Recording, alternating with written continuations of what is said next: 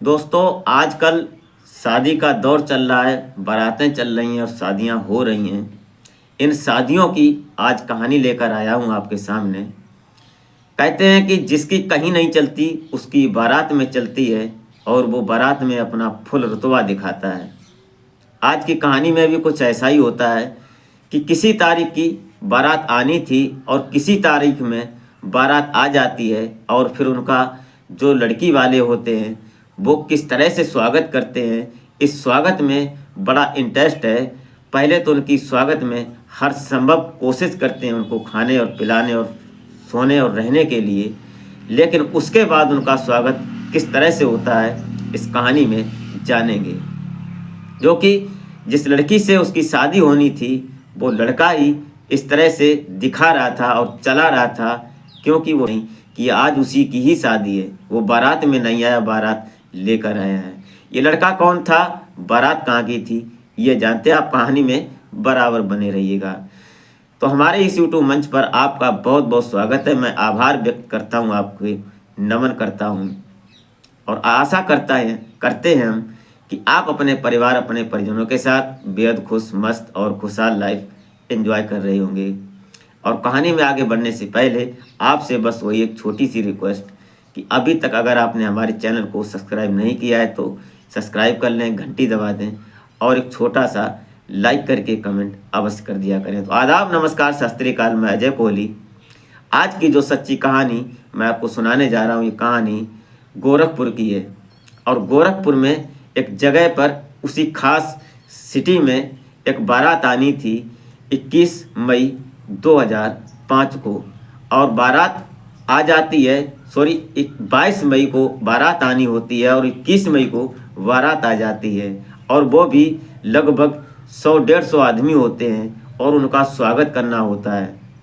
अब हुआ क्या इसमें कि ये जो शादी थी किसी तारीख में और किसी तारीख में आ जाती है और उसमें जो लड़की वाले होते हैं वो किस तरह से व्यवस्था करते हैं, यही कहानी में बताने की बात है और समझने की बात है। दरअसल मोहनलाल की शादी होती है और ये मोहनलाल जो होते हैं इनके पिता और अपने रिश्तेदारों के साथ बारात को लेकर जब लड़की के यहाँ पहुँचते हैं तो लड़की के गांव में जाने से पहले, उस जगह पर जाने से पहले एक चौराहा पड़ता है। उस चौराहे पर सभी लोग इकट्ठे होते हैं, क्योंकि बारात में जाने वाली गाड़ियाँ कुछ ऐसी होती हैं कि जो कुछ लड़के के साथ चलती हैं, कुछ बाद में तैयार होती हैं। और उनमें जो रिश्तेदार होते हैं, जीजा हो गए, फूफा हो गए, ये लोग बारात में खास अहमियत रखते हैं, क्योंकि बारात यही बनाते हैं और बारात यही बिगाड़ते हैं। इनसे ही शुरुआत होती है। ऐसा ही हुआ कि जो सभी लोग थे वहाँ पर इकट्ठे होते हैं, तभी अचानक जो लड़की का भाई होता है राकेश, ये जाता है, कल बारात आनी है तो आज सामान लेने के लिए मार्केट में गया हुआ था। वहाँ जाकर जब ये देखता है कि ये जिस लड़के के साथ हमारी कविता की, हमारी बहन की शादी होनी है, वो बारात लेकर यहाँ पर खड़े हैं, तो ये जब देखता है तो उस लड़के वाली गाड़ी पर जाते हैं जो दूल्हा की गाड़ी थी, वहाँ उसके पास जाता है। तो वहाँ जाकर देखता है कि ये मोहनलाल है। ये देखकर वो हड़बड़ा जाता है, परेशान हो जाता है। वो अपने पापा को फ़ोन करता है कि पापा जी ऐसी बात है कि जिस लड़के से हमने अपनी कविता की शादी तय की है वो आज बारात लेकर कहीं जा रहे हैं, पता नहीं क्या है। तो तुरंत आनन फानन में उनके पिता आते हैं, राकेश के कविता के पिता पहुंचते हैं वहाँ मौके पर। वहाँ जाकर देखते हैं कि ये सब क्या। तो कुछ लोग और पहुँच जाते हैं, जो उनके यहाँ कुछ खास रिश्तेदार आए हुए थे कविता के, वो भी पहुँच जाते हैं। कुछ महिलाएं पहुँच जाती हैं, वहाँ पूछताछ होती है, पता लगता है। तो मोहनलाल और मोहनलाल के पिता और जो रिश्तेदार थे वो बोल रहे हैं कि शादी तो तुम्हारी लड़की से ही करने आए हैं और आज ही बारात लेकर आए, आज की तारीख है। 2005 का वाकया है। उस समय फ़ोन होते नहीं थे इतने ज़्यादा, लैंडलाइन फ़ोन होते थे और कार्ड की छपाई ऐसी खास नहीं होती थी। जो ज़्यादा हाई प्रोफाइल शादी होती थी उनमें कार्ड छपाई होती थी। उस समय जो पंडित ने एक विवाह पत्र बनाकर दे दिया, और विवाह पत्र दो पन्नों में बनाया जाता था। सेम इसमें लिखा वैसा ही सेम उसमें लिखते थे। उसमें हल्दी को लगाकर उस तरह पुरानी रस्मों रिवाज के हिसाब से पंडित ने बनाया था। जो लड़के वाले थे उन लड़के वालों ने उस पत्र को खो दिया, गुम कर दिया और उन्होंने 21 तारीख का निमंत्रण दे दिया अपने रिश्तेदारों में और वो लोग सभी 21 तारीख में बारात आने के लिए तैयार हो गए और आज यहाँ पहुँच गए। इन्होंने जब वहाँ कुछ लोग और समझदार लोग इकट्ठे हुए तो उन्होंने कहा कि उस पत्र को दिखाओ जो पंडित ने लिखा था। उस पत्र को जब दिखाया जाता है, कविता के पिता जब दिखाते हैं तो पता चलता है कि 22 तारीख की बारात आनी थी और 23 तारीख में बारात की विदाई थी। ये देखकर वहाँ हंगामा शुरू कर देते हैं ये बारात वाले लोग, बोलते हैं कि तुम लड़की वाले हो, तुमको तो झुकना ही पड़ेगा और बारात लेकर आए हैं तो हम शादी करके ही ले जाएंगे। कुछ इस तरह से रुतबे में बात होने लगती है और जिस चौराहे पर खड़े थे वहाँ पर उनका सिस्टम भी बन चुका था, इसलिए बोलना कुछ और बोल कुछ रहे थे। ये सब चल ही रहा था। प्रधान जी को बुलाया जाता है, जो मौके पर जो नगर निगम के सरपंच जो होते हैं उनको भी बुलाया जाता। उन लोगों ने समझौता किया।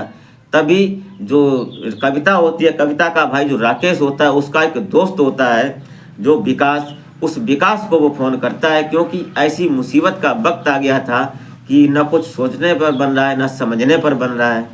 उसने कई हलवाइयों से संपर्क किया तो हलवाई बोलते हैं कि भाई एकदम मैं क्या कर सकता हूँ, आलू उबाल देंगे, उनके कुछ बना दूंगा पकौड़ी वगैरह, उनको खिला देना, ऐसे तो चलेगा नहीं। जब विकास वहाँ पहुँचता, विकास से फ़ोन करता है राकेश, तो राकेश बोलता है कि कुछ भी कर यार, आज बड़ी मुसीबत का वक्त है। उसने कहा कि रुक 1 घंटे, मैं तेरे को बताता हूँ कैसे क्या करना है। लेकिन वो जब राकेश बोलता है कि यार 1 घंटे क्या, ये 1 मिनट नहीं मान रहे हैं, को समझाना बहुत मुश्किल पड़ रहा है, तो उसने कहा 10 मिनट रुक, मैं अभी तेरा सोल्यूशन निकालता हूँ। 10 मिनट होते हैं और वो सीधा उसके पास पहुँच जाता है, सब सुविधा थी उसके पास।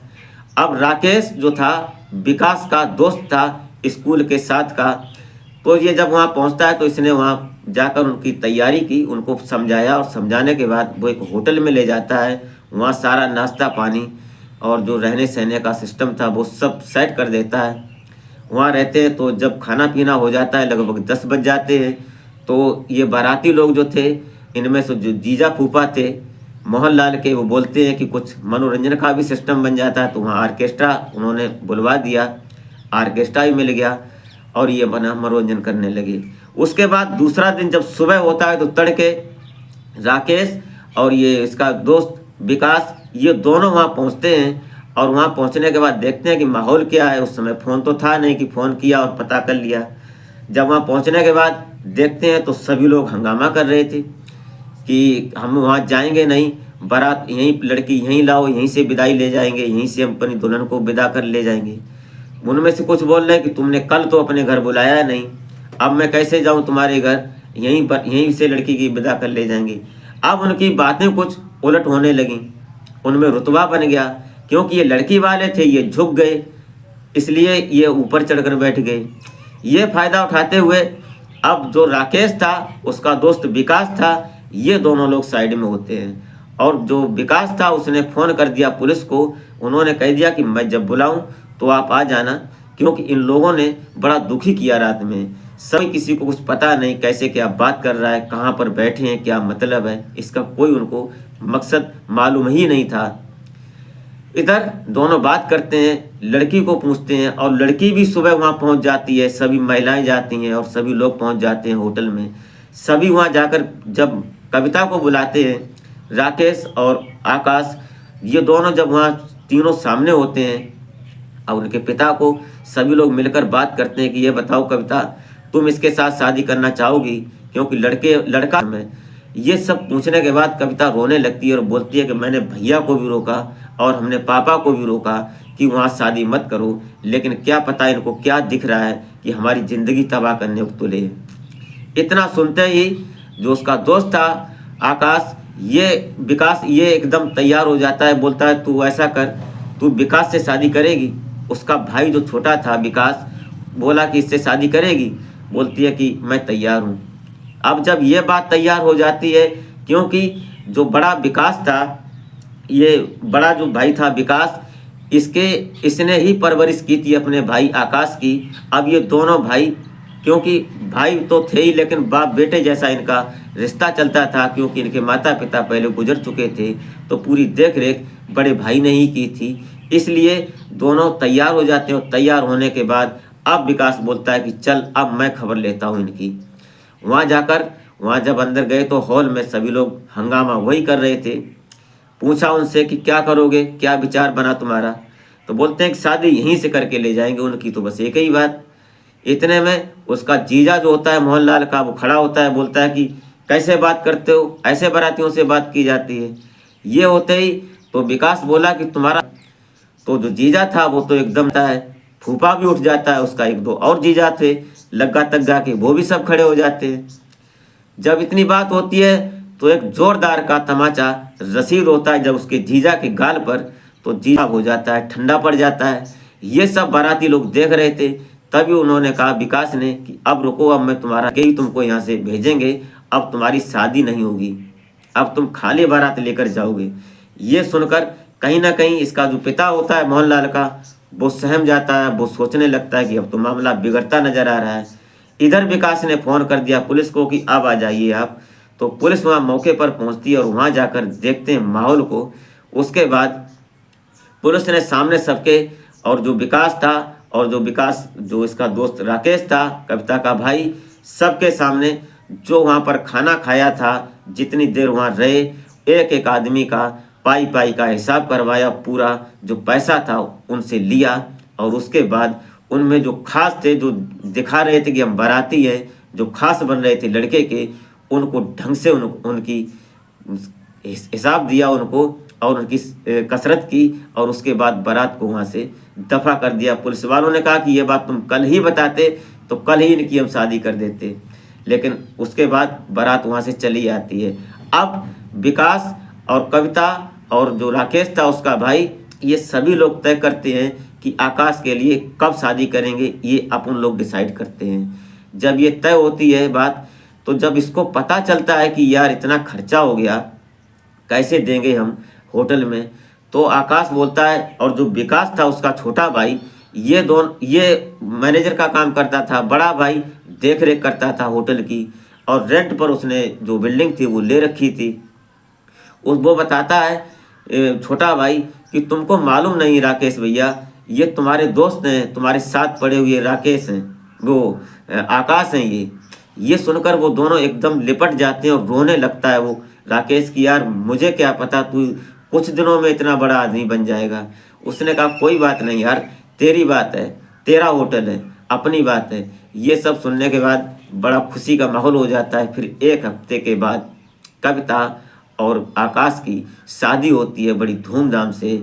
और आज कविता और आकाश दोनों बहुत खुश हैं। लगभग 13-14 साल हो चुके हैं, इनके 2 बच्चे भी हैं और बहुत खुशनुमा ज़िंदगी जी रहे हैं। कविता उनकी बात को एहसान मानती है कि भाई के दोस्त थे और दोस्त ने हमारे साथ बहुत अच्छा किया, इसको कहते हैं ज़िंदगी।